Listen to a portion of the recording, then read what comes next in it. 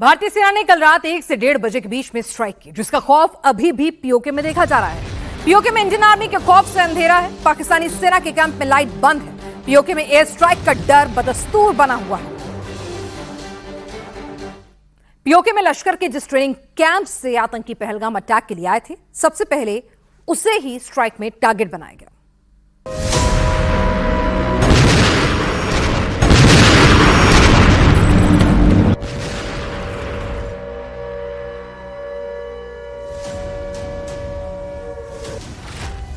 ये पीओके के मुजफ्फराबाद का सवाई नाला कैंप है।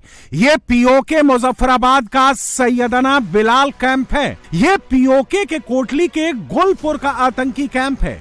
ये पीओके भिम्बर का बरनाला कैंप और ये पीओके के कोटली का अब्बास कैंप है। इनमें लश्कर के जैश के आतंकी रहते थे, ट्रेनिंग लेते थे और एलओसी से घुसपैठ कर भारत में हमला करते थे। इंडियन आर्मी ने ऑपरेशन सिंदूर के जरिए इन आतंकी ठिकानों को तबाह कर दिया है, मिट्टी में मिला दिया है। यह पीओके का मुजफ्फराबाद का सवाई नाला कैंप है। यहीं से पहलगाम में आतंकी हमला करने आतंकवादी आए थे। सवाई नाला कैंप में लश्कर तैयबा का ट्रेनिंग सेंटर था, इसलिए सबसे पहले यहीं पर भारतीय सेना ने स्ट्राइक की। अब यहां पर सिर्फ आतंकवादियों की कब्र और खंडहर बचा है। अब यहां जो भी आएगा उसे हर वक्त इंडियन आर्मी के अटैक का खौफ सताएगा। आतंकी संगठन लश्कर तैयबा का सवाई नाला ट्रेनिंग कैंप एलओसी से सिर्फ 13 किलोमीटर दूर मुजफ्फराबाद में था। पीओके में यह लश्कर का सबसे बड़ा ट्रेनिंग कैंप था। सवाई नाला से निकले आतंकियों ने सिर्फ इस साल 22 अप्रैल को पहलगाम में ही अटैक नहीं किया। इससे पहले 20 अक्टूबर 2024 को सोनमर्ग में और 24 अक्टूबर 2024 को गुलमर्ग में भी अटैक किया था। यह जैश ए मोहम्मद का मेन आतंकी कैंप सैयदना बिलाल है। पीओके मुजफ्फराबाद में इसी कैंप में जैश के आतंकियों को ट्रेनिंग दी जाती थी, लेकिन भारतीय सेना के हमले के बाद अब यह तबाह हो गया है, मलबे के ढेर में बदल गया है। अब यहां पर हर तरफ एम्बुलेंस और पाकिस्तानी सेना के जवान नजर आ रहे हैं। आतंकियों की लाशों को ताबूत में भरकर ले जाया जा रहा है। भारतीय सेना के हमले में बिलाल कैंप का मुख्य कमांडर आतंकी याकूब मुगल भी मारा गया। इसका जनाजा निकाला जा रहा है। आतंकी के जनाजे में पाकिस्तान की पुलिस और आईएसआई के लोग भी शामिल हो रहे हैं।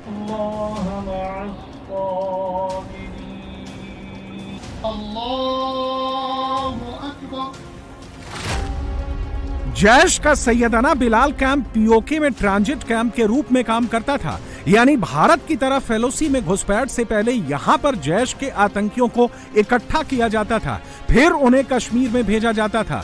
इस कैंप में आतंकियों को हथियार के साथ विस्फोटक चलाने की और जंगल में सर्वाइवल की ट्रेनिंग भी दी जाती थी। ये वो जगह है जहां पर रात को भारत ने अटैक किया। ये देखिए पूरा जो इलाका है ये एक रिहायशी इलाका है, मुजफ्फराबाद का शहरी इलाका है जिसमें घर हैं, लोग रहते हैं। यहाँ से ट्रेनिंग लेने के बाद ये आतंकी कश्मीर घाटी में घुसपैठ करते थे और स्लीपर सेल को एक्टिव करते थे। बताया जाता है कि इस आतंकी कैंप में हर वक्त 50 से 100 आतंकी मौजूद रहते थे।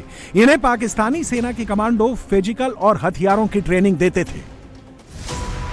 पीओके के मुजफ्फराबाद में भारतीय सेना की स्ट्राइक के बाद खौफ बरकरार है। दोबारा हमला नहीं हो इसके लिए पूरे इलाके में बिजली गुल कर दी गई है, ब्लैक आउट कर दिया गया है। डर के मारे लोग घरों से निकलकर सड़कों पर आ गए।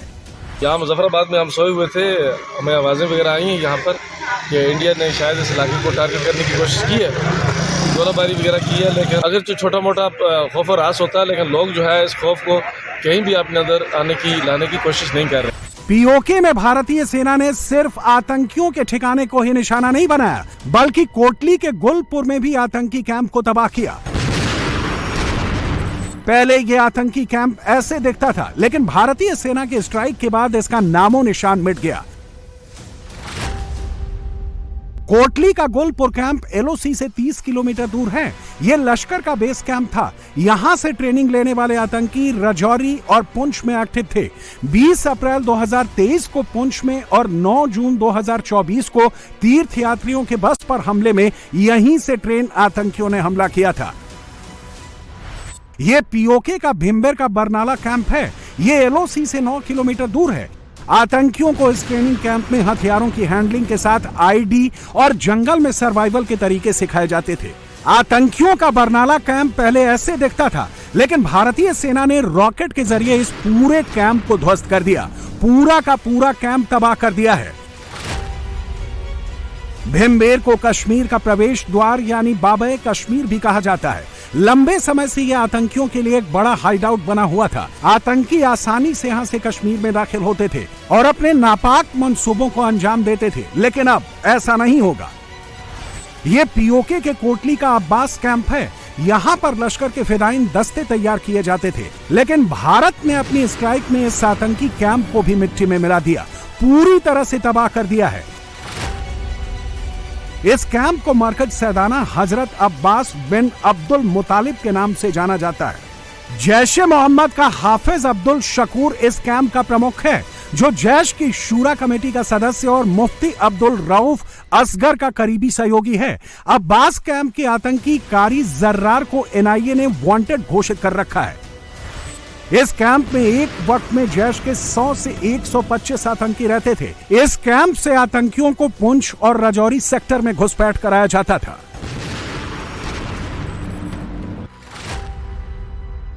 भारतीय सेना ने ऑपरेशन सिंदूर के तहत पीओके में 9 से 30 किलोमीटर के दायरे में स्ट्राइक की।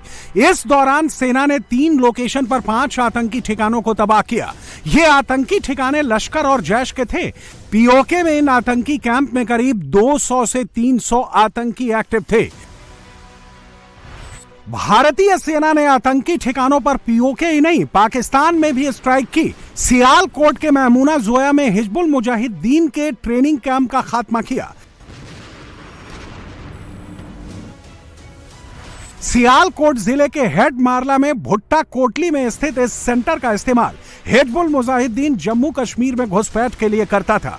यहां आतंकियों को हथियार चलाने की ट्रेनिंग दी जाती थी, लेकिन पुंछ और जम्मू में दहशत फैलाने वाला सैयद सलाहुद्दीन इतना कमजोर कर दिया गया है कि वो फिर से हिजबुल मुजाहिदीन को खड़ा नहीं कर पाएगा।